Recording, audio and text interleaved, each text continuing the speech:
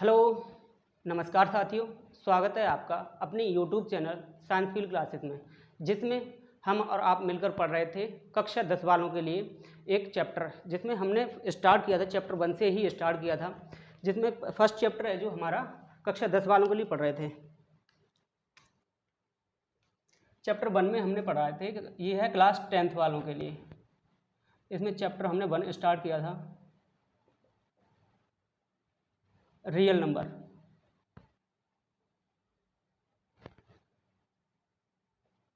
Real number हमने start किया था। इससे पहले हम एक वीडियो और डाल चुके हैं जिसमें हमने पढ़ा था यूक्लिड डिवीजन एल्गोरिथम के बारे में पढ़ा था। उस पर बेस्ड हमने 2-3 क्वेश्चन भी किए थे, तो अब उसी में हम आगे कंटिन्यू करते हैं। जिसमें हमने पढ़ा था ये एक क्वेश्चन नंबर जिसमें हमने 3 किए थे, वो क्वेश्चन नंबर 1 के ही 3 पार्ट थे। अब हम क्वेश्चन नंबर 2 करते हैं, जिसमें आइए देखते हैं क्वेश्चन नंबर 2 क्या कह रहा है। क्वेश्चन नंबर 2 में लिखा हुआ है कि दर्शाइए कि कोई भी धनात्मक विषम पूर्णांक 6q+1 या 6q+3 या 6q+5 के रूप का होता है। आइए पढ़ते हैं इसके बारे में। क्वेश्चन नंबर 2, ये क्वेश्चन नंबर 2 है। आइए इसके बारे में पढ़ते हैं। इसमें लिखा हुआ है कि कोई भी विषम धनात्मक विषम पूर्णांक 6q+1 6q+3 6q+5 के रूप का होता है। ये हमें इसके बारे में पढ़ना है, ये हमें सिद्ध करके लेके आना है।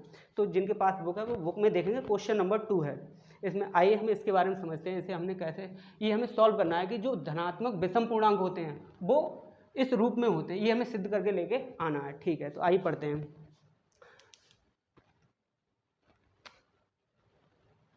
आइए इसके बारे में जानते हैं। इससे पहले जो हमने पढ़ा था इससे थोड़ा जानते हैं उसके बारे में। यूक्लिड डिवीजन एल्गोरिथम यानी यूक्लिड विभाजन प्रमेय के बारे में पढ़ा था, तो उसका जो फॉर्म है उसके बारे में जानते हैं। यूक्लिड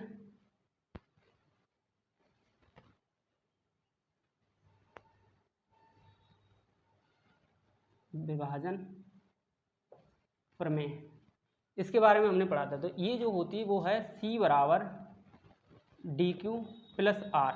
इस फॉर्म में हमने इसे पढ़ा था। ये आपको कहीं कहीं पर लिखा मिलेगा, इसकी ये जो फॉर्म है ये आपको कहीं कहीं पर लिखी हुई मिलेगी, जो है A=dq+r की फॉर्म में लिखेंगे। तो इसके लिए आपको परेशान नहीं होना, ये कोई नंबर होते हैं, तो इसके लिए आपको परेशान नहीं होना, भयभीत नहीं होना है कि ये और ये अलग है, ये एक ही चीज़ है, तो इसके लिए आपको परेशान नहीं होना है। ठीक है,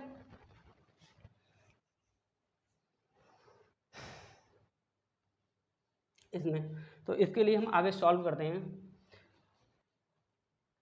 इसके रूप में लेके आना है। तो इसे हम माना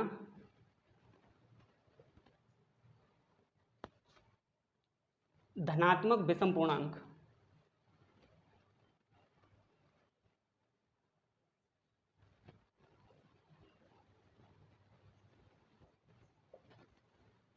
माना कोई धनात्मक विषम पूर्णांक c है, c है। अब इसको हम इससे कंपेयर करेंगे तो c बराबर c है जो कि 6 से बड़ा है।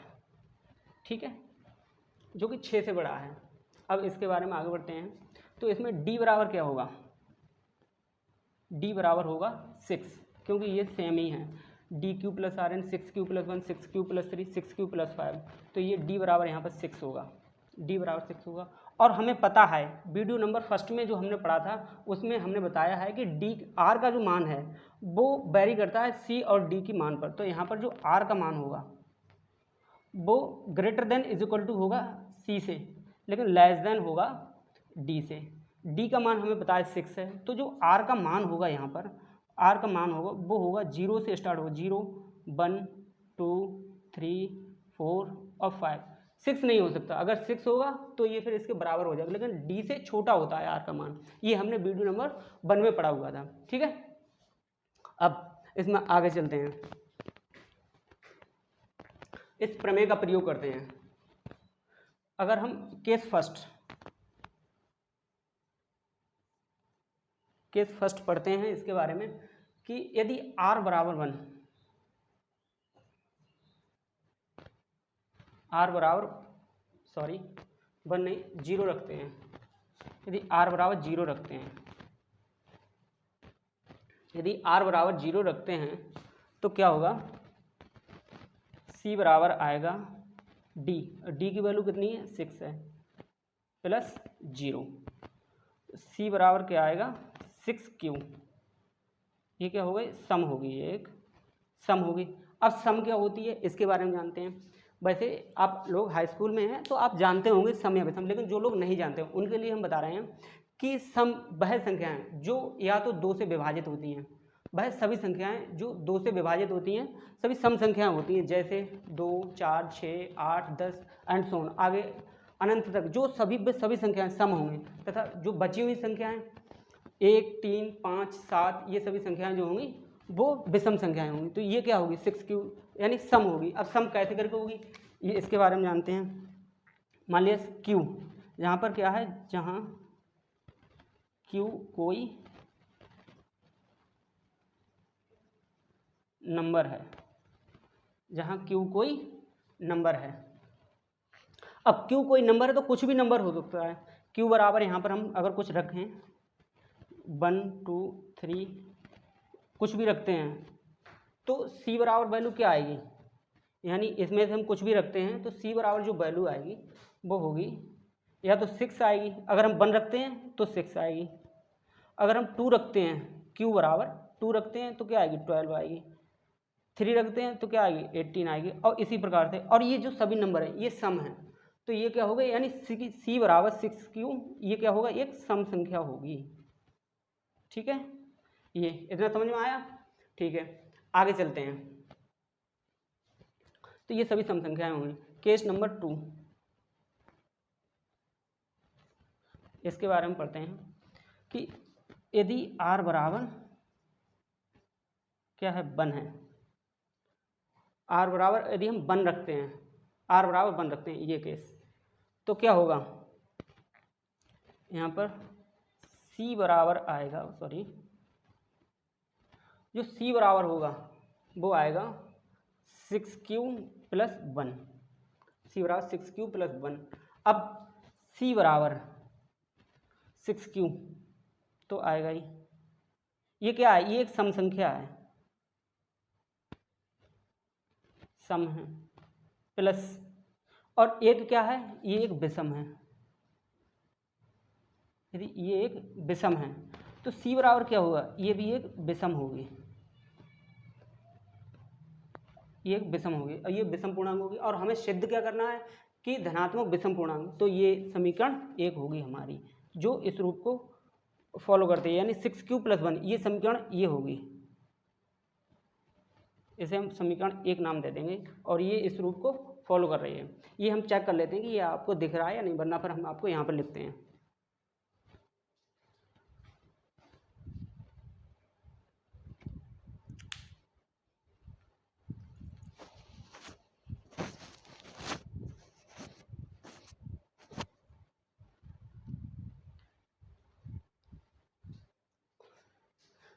दिख रहा है यहाँ तक, ठीक है। तो ये 6Q प्लस 1 इसके धनात्मक विषम पूर्णांक है, इसका मतलब ये है, यानी इस फॉर्म में आ रही है। ठीक है, केस नंबर 2, इसे हमने समीकरण 1 दिया। अब हम आगे बढ़ते हैं, इधर देख लेते हैं इसके आगे के लिए। केस 3 पढ़ते हैं, यहाँ पर केस 3 पढ़ते हैं, इसे हम डिवाइड कर देते हैं, इसके इधर लिख देते हैं। ठीक है, केस 3, यदि R बराबर क्या है 2 लेते हैं, R बराबर 2 है, तो C बराबर क्या आएगा, C बराबर आएगा DQ यानी 6Q प्लस 2, 6Q प्लस 2 ये क्या होगा, यानी C बराबर ये सम है और ये भी सम है, तो ये क्या होगा, ये सम ही प्राप्त होगा, यानी सम को और सम को जोड़ेंगे तो ये हमें सम ही प्राप्त होगा, यानी इवन ही प्राप्त होगा। तो ये विषम धनात्मक विषम पूर्णांक होगा यानी नहीं होगा, तो ये इसको फॉलो नहीं कर रहा है, ये इसके रूप का नहीं होगा। आगे बढ़ते हैं, केस नंबर 4 पढ़ते हैं। केस नंबर 4 पढ़ते हैं। इसमें हम r बराबर, यदि r बराबर 3 लेते हैं, यदि r बराबर 3 लेते हैं तो c बराबर जो हमारा हमें प्राप्त होगा वो होगा 6q प्लस 3। और ये क्या होगा, ये विषम होगा। c बराबर, ये तो सम है, पढ़ के आए हैं यहाँ से, और ये क्या है, विषम है, ये एक विषम संख्या है। तो c बराबर क्या होगा, विषम होगा। ठीक है, तो ये इस रूप को फॉलो कर रहा है, तो ये होगा, ये इस रूप को फॉलो करेगा। इसे हम इक्वेशन 2 दे देते हैं, इक्वेशन नंबर 2। एक केस और बन रहा है हमारा, यहाँ तक 3 तक हो गया, 4 यदि केस नंबर अगर हम 5 लिखते हैं तो ये जो होगा वो होगा हमारा, यदि r बराबर, r बराबर 4 है, यदि r बराबर 4 है तो c बराबर हमें क्या प्राप्त होगा, 6q प्लस 4। और ये क्या होगा, ये एक सम संख्या होगी, तो ये इस रूप को फॉलो नहीं कर रहा है, यानी इसको फॉलो नहीं कर रहा है, ये इसको फॉलो नहीं कर रहा है। केस नंबर 5 पढ़ते हैं, 6 पढ़ते हैं।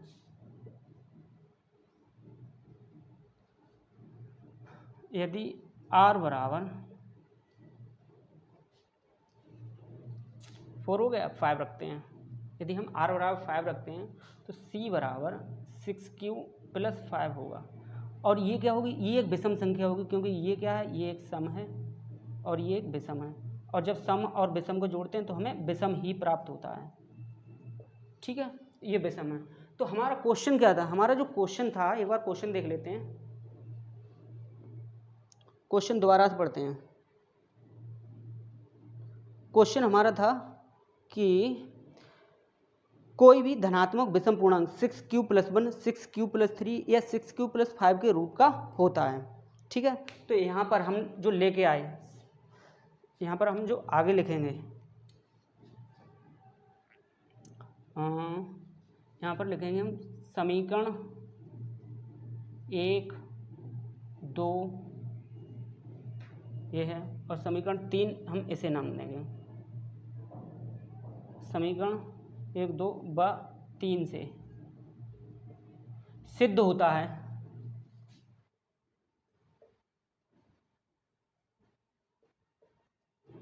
कि कोई भी धनात्मक विषम पूर्णांक, अब इसके आगे हम ये लिख देंगे, कोई भी धनात्मक विषम पूर्णांक 6q प्लस 1, 6q प्लस 3 और 6q प्लस 5 के रूप का होता है, ये हम लिख देंगे आगे। ठीक है, चेक कर लेते हैं यहाँ तक आपको दिख रहा है या नहीं दिख रहा है।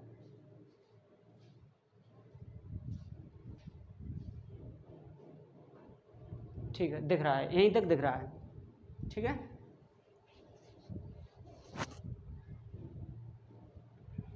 तो ये इसका आप स्क्रीनशॉट ले लीजिए। इसमें यहाँ तक लिखा है, इसके ऊपर जो लिखा हुआ है इसे हम यहाँ पर लिख देते हैं। सिद्ध होता है कि, यहाँ पर लिख देते हैं, इसके आगे का हम यहाँ पर लिख देते हैं। सिद्ध होता है कि कोई भी धनात्मक विषम पूर्णांक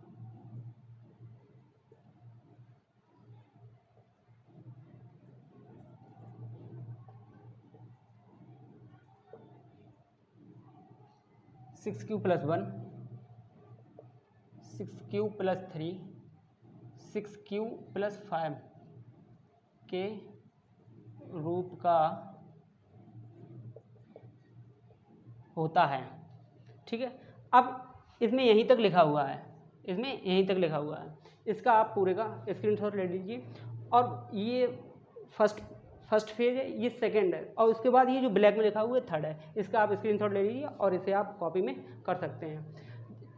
जब तक आप किसी भी क्वेश्चन को पूरा नहीं लिखेंगे, पूरा थ्योरी वाइज नहीं लिखेंगे, तब तक आपको पूरे नंबर नहीं मिल सकते। तो इसके लिए आप इसी तरीके से लिखने का प्रयास कीजिए, समझने का प्रयास कीजिए, इसमें कुछ नहीं है। ठीक है, और बहुत ही इंपॉर्टेंट क्वेश्चन है, आप इसका स्क्रीनशॉट ले सकते हैं। हम अलग हट जाते हैं।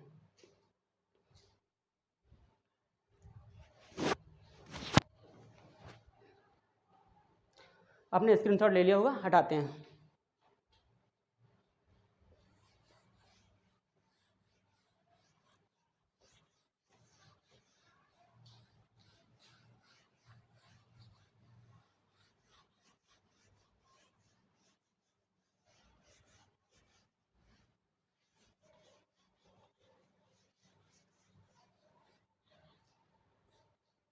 अगला क्वेश्चन देखते हैं, क्वेश्चन नंबर 3 देखते हैं।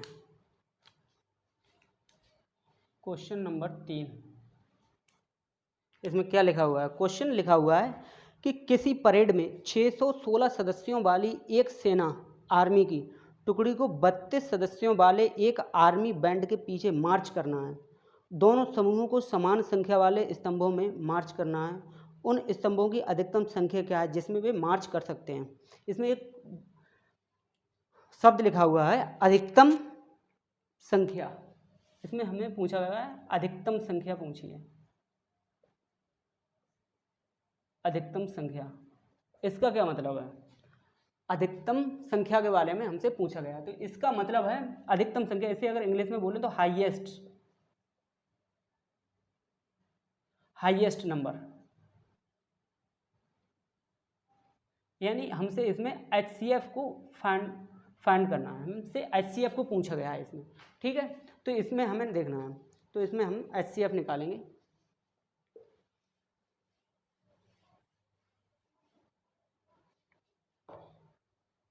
इसमें जो नंबर है हमें दिया हुआ है 616 और 32, हाँ यही नंबर है 32। इसका हमें HCF निकालना है, यानी महत्तम समावर्तक निकालना है इसका। ठीक है, तो इसको हमसे इसमें बोला नहीं गया है कि आप यूक्लिड डिवीजन एल्गोरिदम से ही निकालिए, यानी यूक्लिड विभाजन प्रमेय से निकालिए। आप वैसे भी निकाल सकते हैं, इसे हम दोनों तरीके से देखते हैं। ठीक है, दो मेथड है इसके, दोनों तरीके से हम देख लेते हैं। सबसे पहले हम देखते हैं यूक्लिड विभाजन प्रमेय से।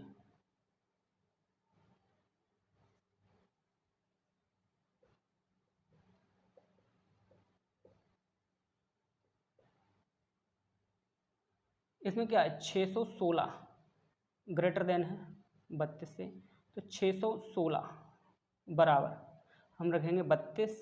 हमें इसमें मल्टीप्लाई करना है और कुछ ऐड करना है। ये चेक करने के लिए आप, यदि आप ऐसे डायरेक्ट नहीं सोच पाते हैं तो आप दूसरा जो अपना साधारण मेथड होता है उससे आप कर सकते हैं। इसमें क्या है, हम 32 से भाग देंगे इसमें 616 में, इसमें हम भाग देंगे, तो इसमें हम कितने बार जाएगा, यानी एक बार जाएगा, दो बार जाएगा 64 ज़्यादा हो जाएगा, तो एक बार लगाएंगे 32। इसमें कितना बचेगा, 11 में से 2 गए 9 बचे, यहाँ 5 में से 3 गए 2 बचे, 29 हमने 6 उतारा। कितने बार जाएगा, यानी 300 के समथिंग है। इसमें हम लगा सकते हैं 9 बार, 9 दूनी 18, 9 तीय 27 और 1 28, 28। इसमें 8 में से 16 में से 8 गए 8 बचे, ये 0 बचा, यानी इतना बचा।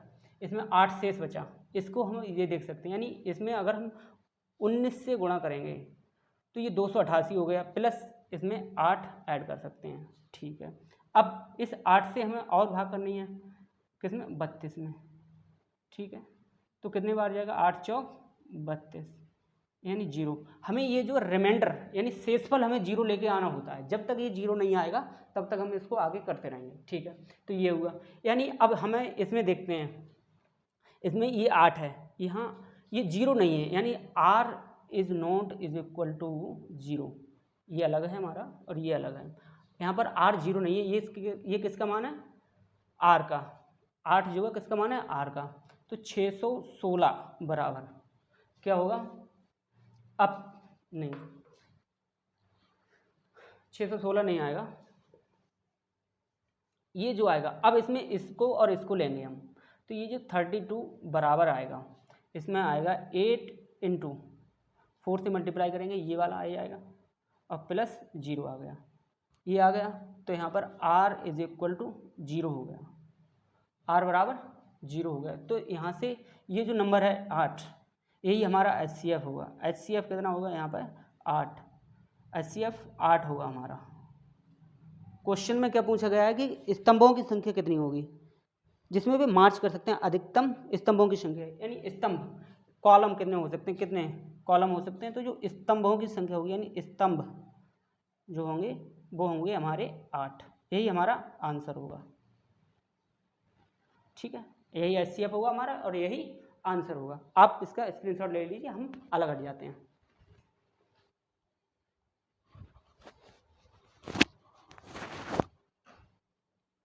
आपने स्क्रीनशॉट ले लिया होगा, आइए चलते हैं, आगे बढ़ते हैं।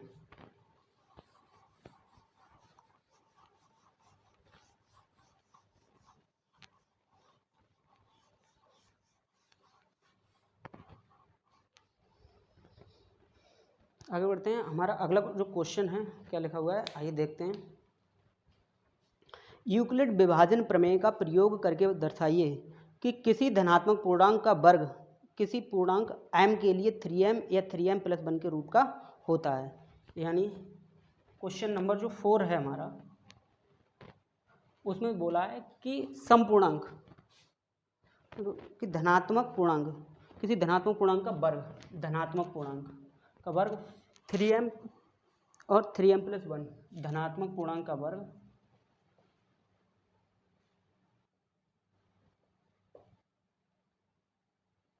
वर्ग जो है वो 3m या 3m+1 के रूप का होता है, इस रूप का होता है।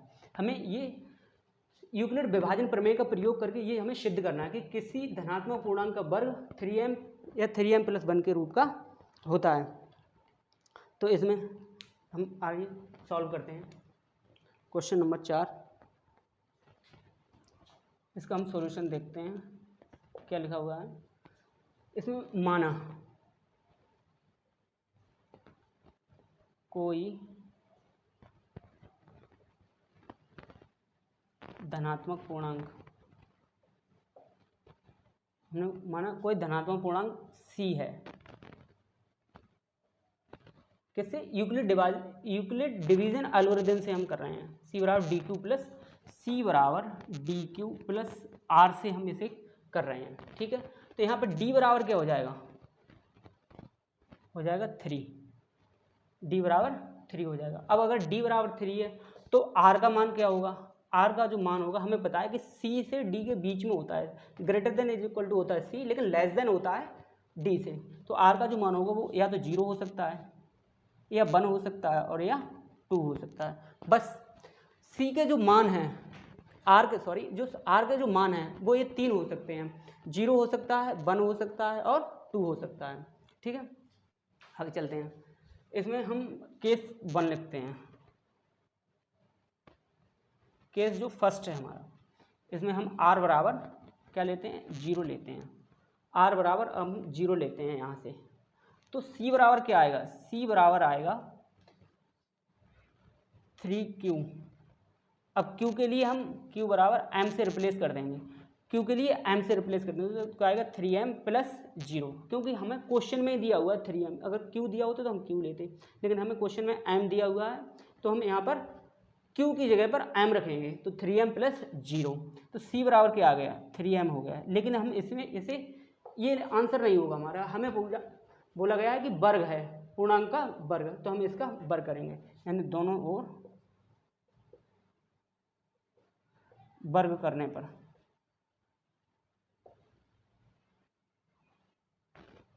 क्या आएगा? c² बराबर 3m का स्क्वायर। तो c² बराबर हम क्या लिख सकते हैं? ये क्या, इसका स्क्वायर हो जाएगा, स्क्वायर मतलब 9, 3 × 3 यानी 9m²। अब इसके लिए हम कैसे लिख सकते हैं? c² बराबर क्या लिख सकते हैं? 3 × 3m² लिख सकते हैं, यानी इसको हम इस 9m² को 3 × 3m² लिख सकते हैं। इसकी अगर हम गुणा करें तो हमें यही प्राप्त होगा, कोई दिक्कत नहीं है। अब इसके बराबर अगर हम यानी यहाँ पर 3m² = M मान लें तो हमारा क्या आएगा? c² बराबर 3m आएगा।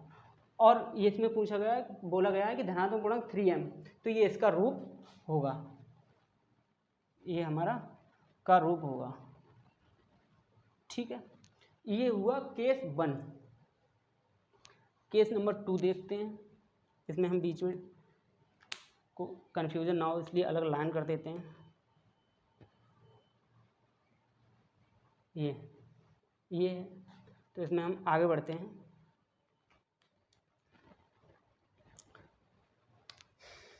केस नंबर 2 देखते हैं। केस नंबर 2 क्या होगा हमारा? केस नंबर 2 जो सेकंड होगा, उसमें यदि r बराबर क्या रखते हैं? 1 रखते हैं। यदि r बराबर 1 रखते हैं तो हमारा सी बराबर हमें क्या प्राप्त होगा, सी बराबर जो हमें प्राप्त होगा वो होगा डी क्यू प्लस आर, यानी 3m प्लस आर, आर कितना 1 है। इससे सी बराबर डी क्यू प्लस आर से सी बराबर क्या हो गया, यानी आर बराबर 1 रख दिया, अब क्यू की जगह m है, डी की जगह वैल्यू 3 दी हुई है, तो सी बराबर 3m प्लस 1 हो जाएगा। अब इसका हमें दोनों ओर स्क्वायर करेंगे क्योंकि वर्ग बोला गया है, तो इस दोनों तरफ वर्ग करने पर, दोनों ओर वर्ग करने पर सी स्क्वायर बराबर आएगा 3m प्लस 1 का होल स्क्वायर। अब ये एक फार्मूला होता है 3m प्लस 1 का होल स्क्वायर, यानी ये एक फार्मूला होता है, फार्मूला हम थोड़ा सही से लिखते हैं। ये जो फार्मूला होगा वो होगा a प्लस बी का होल स्क्वायर फार्मूला बन जाएगा, और जो इसका फार्मूला होता है उसे लिखते हैं a square plus 2ab plus B square. ये इस रूप में एक फार्मूला होता है। तो अब ये जो 3m प्लस 1 है इसके लिए हम इस रूप में लिखेंगे, यानी आगे बढ़ते हैं तो क्या होगा इसका सी स्क्वायर बराबर क्या आएगा ए स्क्वायर, यानी इसके लिए इस फॉर्मूले में रखना है हमें, तो क्या होगा ए स्क्वायर, यानी ए बराबर हम रखेंगे 3m, तो क्या होगा 3m का स्क्वायर प्लस 2ab, 2 इंटू ए का मान 3m है इंटू 1 बी का मान 1 है प्लस बी स्क्वायर यानी 1 का स्क्वायर। ठीक है, समझते हैं यहाँ तक, कोई दिक्कत नहीं होगी आपको। आगे बढ़ते हैं तो सी स्क्वायर बराबर क्या होगा, ये हो जाएगा 9m स्क्वायर प्लस कितना हो जाएगा 2 3 6 यानी 2 गुणा 3 6 यानी 6m हो जाएगा 1, अब प्लस ये 1 का स्क्वायर 1 ही रहना है। ठीक है, इसके लिए हम आगे बढ़ते हैं सी स्क्वायर बराबर, इसमें से अगर हम 3 कॉमन ले लें 9m स्क्वायर प्लस 6m में से अगर हम कॉमन लेंगे 3 तो बचेगा कितना, ये बचेगा 3m स्क्वायर। ठीक है, 3m स्क्वायर प्लस कितना बचेगा 2m बचेगा प्लस 1 बचेगा। अब ये क्या है, ये एक न्यूमेरिक वैल्यू है, ये एक न्यूमेरिक वैल्यू है, तो इसके लिए इसके बराबर हम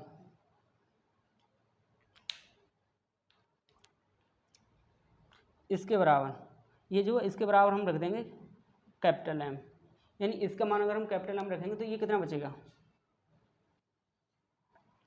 इसके बराबर नहीं रखना है हमें, मान जो रखना है इसका ये अलग रखना है। इससे कॉमन लेंगे हम इतने, इससे तो ये इसका आएगा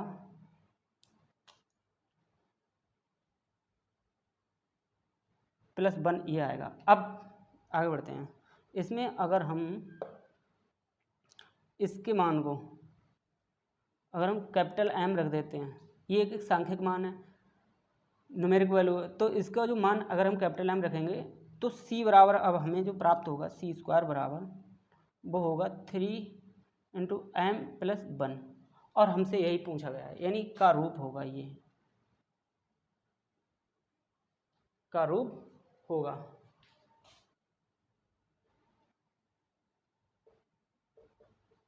तो इसके आगे हमें एक लाइन लिखनी है कि कोई किसी धनात्मक पूर्णांक का वर्ग 3m प्लस 1 का रूप होगा, बस यही हमारा आंसर होगा। इसमें हमें जो यूक्लिड डिवीजन एल्गोरिदम जो ये फॉर्म होती है इसके फॉर्म में इसको रखना है, आर की वैल्यू जो आएगी उसके लिए।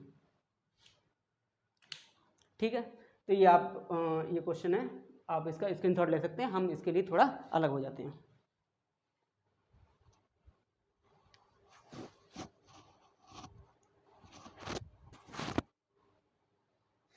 स्क्रीनशॉट ले लिया होगा, इसे हम हटा देते हैं।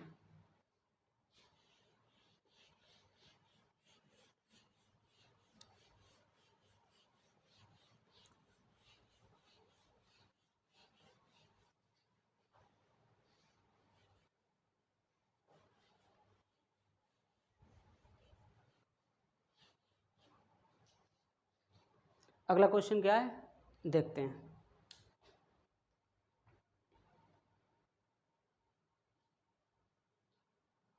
क्वेश्चन नंबर 5 ही क्वेश्चन है इस एक्सरसाइज में, तो हम क्वेश्चन नंबर 5 देखते हैं। चल क्यों नहीं रहा है, ठीक है, क्वेश्चन नंबर 5 देखते हैं। क्वेश्चन नंबर 5 दिया है हमें कि यूक्लिड विभाजन प्रमेय का प्रयोग करके दर्शाइए कि किसी धनात्मक पूर्णांक का घन 9m 3m+1 या 3m+8 के रूप का होता है। ठीक है, हमें दिया है कि धनात्मक पूर्णांक का घन, क्वेश्चन में दिया है किसी धनात्मक पूर्णांक का घन किस फॉर्म में होता है, 9m 9m+1 9m+1 और 9m+8 के रूप का होता है। इसमें एक वर्ड दिया हुआ है घन, तो हमें इसका क्यूब करना है, यानी किसी धनात्मक पूर्णांक का अगर हम घन करेंगे तो वो इस रूप का आना चाहिए। क्वेश्चन ये कह रहा है और ये हमें सिद्ध करना है। क्वेश्चन में दिया हुआ है कि यूक्लिड विभाजन प्रमेय का प्रयोग करके हमें इसको सिद्ध करना है। तो चलिए इसके बारे में देखते हैं।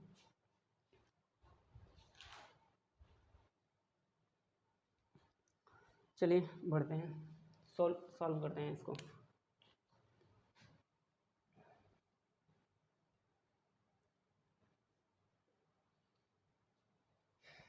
इसमें हम प्रयोग करते हैं कि माना कोई धनात्मक पूर्णांक, माना कोई धनात्मक पूर्णांक c है। हम उसी फॉर्म का, एक ही फॉर्म का प्रयोग कर रहे हैं जो विभाजन प्रमेय है। हमारी विभाजन प्रमेय है कौन से, c बराबर dq प्लस r की फॉर्म में। माना कोई धनात्मक पूर्णांक c है। अब d बराबर हमें कुछ मानना है, तो d बराबर इसके अनुसार मानेंगे हम, इसके अनुसार मानना है। तो d बराबर हम कितना मानेंगे, यानी इसके में हम 3 मानेंगे। अगर हम 9 मानेंगे, d बराबर 9 मानेंगे तो ये क्वेश्चन बहुत लेंदी हो जाएगा, जिसको फिर समझना और करना बहुत मुश्किल हो जाएगा। तो इसके लिए एक ट्रिक है कि इसको हम 3 मान के करते हैं। d बराबर 3 होगा तो r का मान क्या होगा, r का मान हमें पता है कि जो डिपेंड करता है वो c और d के बीच होता है, c और d के बीच होता है r का मान। तो r का मान कितना होगा, 0 होगा, 1 होगा और 2 होगा। ये 3 मान होंगे r के। इनके बारे में पढ़ते हैं हम। तो इसका केस फर्स्ट पढ़ते हैं। इसमें भी 3 केस बनेंगे, यानी कितने नंबर हैं ये, 3, तो 3 ही केस बनेंगे। केस फर्स्ट, इसके बारे में पढ़ते हैं। यदि r बराबर क्या है, 0 है, देन c बराबर क्या होगा। यदि r बराबर हम 0 रखते हैं तो c बराबर जो आएगा हमारा इस फॉर्म में रखने पर c बराबर आएगा 3m प्लस 0 आएगा इस रूप में। ठीक है, q के लिए m से रिप्लेस किया गया है, यहाँ पर हम लिख देते हैं q बराबर m से रिप्लेस किया, तो q बराबर m। ठीक है, अब c बराबर इसमें क्या आएगा, 3m आएगा। ठीक है, अब ये हमारा आंसर नहीं हो सकता। इसमें बोला गया कि पूर्णांक का घन ये होता है, ना कि संख्या ये होती है, कोई पूर्णांक नहीं होता है, पूर्णांक का घन ये होता है। ठीक है, तो इसके बारे में हम आगे बढ़ते हैं कि अब हमें इसका घन करना होगा। तो आइए करते हैं, इसका घन करते हैं। कैसे होता है, यानी घन करने पर दोनों ओर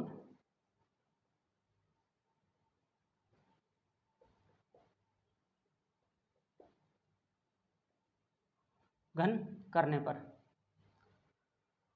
दोनों ओर घन करेंगे। अच्छा, एक इससे पहले चलो ठीक है आगे बढ़ते हैं। तो c बराबर क्या होगा, 3m का होल क्यूब, सी क्यू बराबर 3m का होल क्यूब होगा। c बराबर 3m का होल क्यूब होगा। तो C Q is equal to क्या आएगा, इसका हम स्क्वायर करेंगे तो इसका स्क्वायर का मतलब होगा कि 3 3 9 3 27, यानी 3 की गुणा 3 में 3 बार होगी। यानी इसका मतलब है, इसको हम अगर हम ज़्यादा डिटेल में करें तो ये होगा 3m into 3m into 3m। तो इसके लिए डायरेक्ट हमने ये आ जाएगा इसका शॉर्ट फॉर्म, यानी 3 की गुणा 3 बार होगी, 3 3 9 9 3 27, ये आ गया। और m की m से m स्क्वायर और m स्क्वायर की m से m क्यू, ये आ गया 27m क्यू। अब इसमें हमें लेके आना है इस फॉर्म में, तो इसके लिए हम लिखेंगे cm into 3m into 3m। ठीक है, तो ये सी क्यू बराबर क्या आएगा, ये आ जाएगा 3 गुणा 3 9, 9 गुणा 3 27, और m into M square into M Q, ये आ गया। अब हमें लेके आना है इस फॉर्म में, तो सी क्यू बराबर आएगा, इसे हम लिख सकते हैं 9 इंटू 3m³।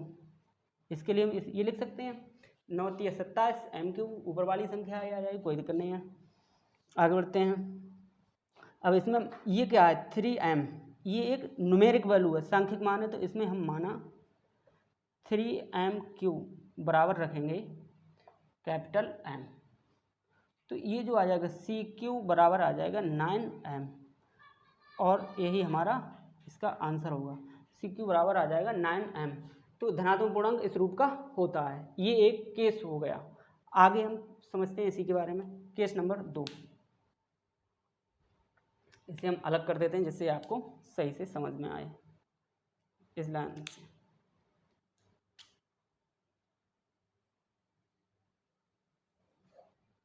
इस हिसाब से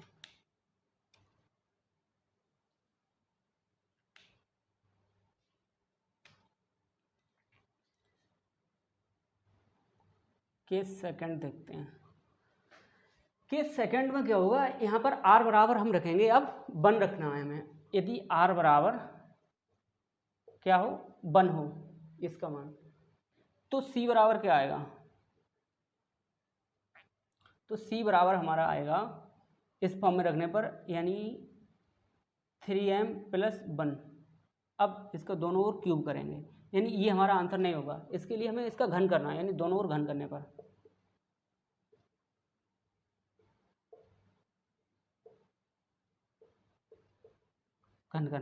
अब ये इसका जब घन करेंगे तो ये काफ़ी बड़ा हो जाएगा। तो इसके लिए आप पहले इसका स्क्रीनशॉट ले लीजिए, उसके बाद हम इससे आगे का करते हैं, इसे हटाने के बाद करते हैं। तो आप पहले इसका स्क्रीनशॉट ले लीजिए, तब तक के लिए हम इस यहाँ से अलग हो जाते हैं।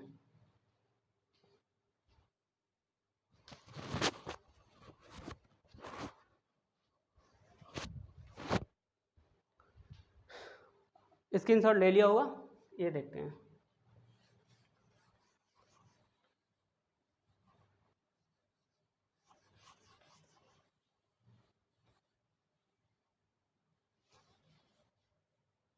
केस फर्स्ट को हम मिटा देते हैं, ये इसका और हम घन करेंगे। तो इसका घन करने से पहले हमें एक फार्मूला देखना होगा। एक फार्मूला होता है, किसी का घन करते हैं तो एक फार्मूला होता है, यदि a + b का होल क्यूब हो, यहाँ के बाद अगर हम हैं तो ये यहाँ से स्टार्ट कर रहे हैं, ठीक है। इसके बाद इसको नोट करना है, ठीक है। तो अगर हम इसका घन करेंगे, फार्मूला है ये, तो a + b का अगर हम घन करते हैं, यानी a + b का होल क्यूब बराबर एक फार्मूला होता है a³ + b³ + 3ab × a + b। ये एक फार्मूला होता है। इसको और सही से फॉर्म में लिख लेते हैं, तो ये होगा a³ + b³ + 3ab की मल्टीप्लाई अंदर कर देते हैं, तो ये हो जाएगा 3a² b + 3ab की मल्टीप्लाई b² से करेंगे तो ये हो जाएगा 3ab², ठीक है। इसका प्रयोग हमें इसमें करना है, इसमें। तो अब जब हम इसका घन करेंगे तो ये आ जाएगा CQ बराबर, अब हम इसका घन कर रहे हैं, इसका घन कर रहे हैं यहाँ पर, तो ये आ जाएगा CQ बराबर 3m + 1 का होल क्यूब, ठीक है। अब इसके लिए इस फॉर्मूले में रखना है, a बराबर 3m है, b बराबर 1 है, तो CQ बराबर, अब हम इसको खोलते हैं, तो AQ क्या आ जाएगा 3m का होल क्यूब + BQ यानी 1 का होल क्यूब + 3a² × 3m का होल स्क्वायर × 1, यह आ जाएगा 3a² b प्लस क्या होगा 3ab², 3a का मान है 3m, अब b का मल्टीप्लाई करनी है, b का मान है 1 का स्क्वायर, ठीक है। तो CQ बराबर जो होगा वो होगा हमारा 27 m³ आएगा, इसका मान 3 × 9 = 27 m³ आएगा, प्लस ये 1 आएगा, प्लस ये आ जाएगा 3 × 9 = 9 × 27, ये भी आएगा m² आएगा, प्लस ये आ जाएगा 3 × 9 m, ठीक है। ये इतना आएगा। अब इसमें और इसमें हम कॉमन लेना है। कितना कॉमन आएगा, हम ले लेते हैं CQ बराबर, इसमें हम 9 कॉमन ले लेते हैं। अगर हम 9 कॉमन लेंगे इससे, इससे और इससे, तो हमारे पास बचेगा 9 × 27 यानी 3m³ प्लस बचेगा 3m² प्लस m बचेगा और प्लस 1 ये इधर लिख लेते हैं। ठीक है, अब ये जो हमारे पास है ये यहाँ तक, ये क्या है, ये एक न्यूमेरिक वैल्यू है, कांस्टेंट मान है इसका, तो ये परिवर्तित m है, m को हम कुछ भी रख सकते हैं, ये कांस्टेंट है तो इसका मान हम रखेंगे, यानी माना 3m³ प्लस 3m² प्लस 1 बराबर हमने माना क्या, कैपिटल M। तो आगे बढ़ते हैं, क्या आएगा,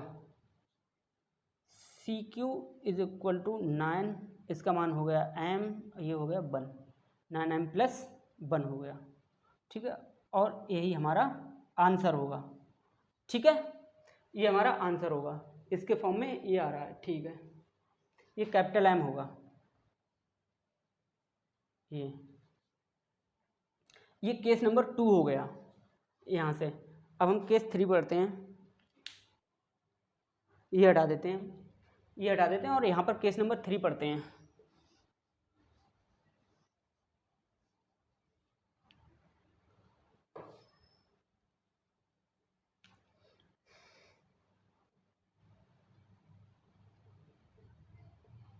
केस 3 जो है, केस 3 में हमें r बराबर, यदि r बराबर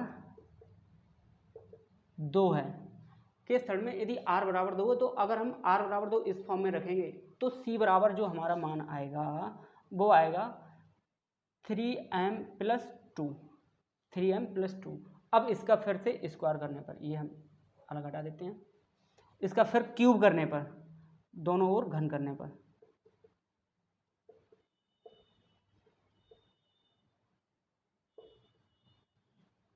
दोनों ओर घन करने पर, अब इसका घन करेंगे तो ये आ जाएगा c बराबर 3m + 2 का होल क्यूब। ये अब यहाँ पर भी 3m बराबर a है, यानी इसको भी इस फॉर्मूले में हमें फिट करना है। इसके मान, इसमें a बराबर 3m है, b बराबर 2 है, और ये वाला फार्मूला हम यहाँ पर लगा रहे हैं। तो CQ बराबर, ये Q होगा, तो CQ बराबर जो हमारा मान आएगा वो आएगा हमारा AQ यानी 3m यानी 27, थोड़ा ब्रीफ में समझते हैं, यानी AQ यानी 3m का होल क्यूब प्लस 2 का क्यूब प्लस 3a² यहाँ से 3a² यानी 3a का मान 3m का whole square into b 2 plus 3a का मान 3m इंटू 2 है। आगे बढ़ते हैं, CQ बराबर, एक बार देख लेते हैं आपको ये दिख रहा है या नहीं दिख रहा है, वरना फिर आगे बढ़ते हैं, मिटा के करते हैं। ठीक है, दिख रहा है,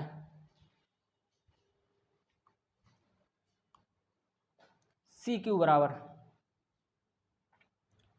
इसी आएगा 27m³ प्लस ये 8 हो जाएगा, प्लस 3 × 9 × 27 दूनी 54 m² आएगा, प्लस ये जो आएगा 3 × 9 दूनी 18 m आएगा। इसमें हमें क्या करना है, यहाँ से और यहाँ से हमें कॉमन लेना है। तो CQ बराबर हमने क्या कॉमन लिया, 9 कॉमन लिया, यहाँ से और यहाँ से 9 कॉमन लिया, तो हमारा आएगा 3m³ प्लस 6m² यानी 9 × 6 = 54 होता है m² प्लस 9 दूनी 18 m, ये आएगा प्लस ये आ जाएगा 8। फिर से अगेन क्या है, ये वाला यहाँ से लेकर यहाँ तक, ये क्या है, ये फिर एक कांस्टेंट मान है, तो इसके बराबर हम फिर से इसके बराबर, दोनों के, ये पूरे के बराबर हम कैपिटल M रखते हैं। तो जो हमारी वैल्यू आएगी वो आएगी CQ बराबर 9, ये m हो जाएगा प्लस 8 होगा, और यही हमारा आंसर होगा। तो इसके आगे फिर से एक लाइन लिखनी है, ये इसमें बोर्ड पे जगह नहीं रही तो मैं बोल देता हूँ, आप ये लाइन लिख लेंगे। लाइन क्या लिखना है, लाइन क्या लिखना है इसके लिए हम देख लेते हैं क्वेश्चन में क्या लिखा हुआ है। क्वेश्चन में हमारे जो लिखा हुआ है कि यूक्लिड विभाजन प्रमेय का प्रयोग करके दर्शाइए कि किसी धनात्मक पूर्णांक का घन 9m+1 या 9m+8 होता है। तो इसमें आगे हम लिखेंगे कि यहाँ से ये तीनों यानी इसे समीकरण जो एक मिटा दी वो, और एक ये समीकरण 2 हो जाएगी और ये समीकरण 3 हो जाएगी। तो हम लिखेंगे कि समीकरण 1, 2 और 3 से सिद्ध होता है कि किसी धनात्मक पूर्णांक का घन 9m या 9m+1 या 9m+8 के रूप का होता है। यह और आगे लिख देंगे ये सिद्ध हुआ यानी हैंस प्रूव्ड, ये होगा। ठीक है, तो ये थी आज की क्लास हमारी, जिसमें हमने क्वेश्चन नंबर 2 से लेकर 5 तक के ये हैं। और क्वेश्चन ये जो एक्सरसाइज 1.1 है इसमें इतने ही क्वेश्चन यानी 5 ही क्वेश्चन है। तो ये एक्सरसाइज यहाँ पर ख़त्म हुई और यहीं पर हमारी क्लास भी हम ख़त्म करते हैं। तो ये थी आज की क्लास। बताइए कि क्लास आपको कैसी लगी, और इससे आगे की क्लास, इससे आगे की जो एक्सरसाइज हम अगले लेक्चर में देखेंगे। तब तक के लिए आप क्या करेंगे, आप इसको देखते रहिएगा। अगर किसी को कहीं पे समझ में नहीं आया तो एक बार रिवर्स करके आप दोबारा से देख लेंगे। हो सकता है कि कहीं पर अगर कोई आपको नहीं समझ में आया तो आपको समझ में आ जाएगा। ठीक है, तब तक के लिए आप पढ़ाई करते रहें, मस्त रहें, व्यस्त रहें, और मिलते हैं तब तक के लिए। धन्यवाद।